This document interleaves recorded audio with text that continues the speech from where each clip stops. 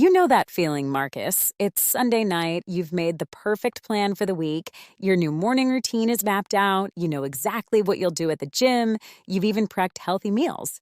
The perfect plan, color coded and everything. You feel like you can conquer the world.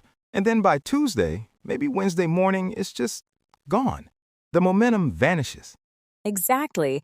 And what's the first thing we do? We beat ourselves up. I have no discipline. I'm so lazy. We immediately make it a deep personal character flaw. That's the trap right there. And it's probably the biggest misconception we see. So today, let's talk about the truth about discipline that nobody really wants to hear. I think the core of the problem is that people think discipline is about brute force. It's about white-knuckling your way through something you absolutely hate doing day after day. Or they think it's about motivation, like you're supposed to spring out of bed every single day, just bursting with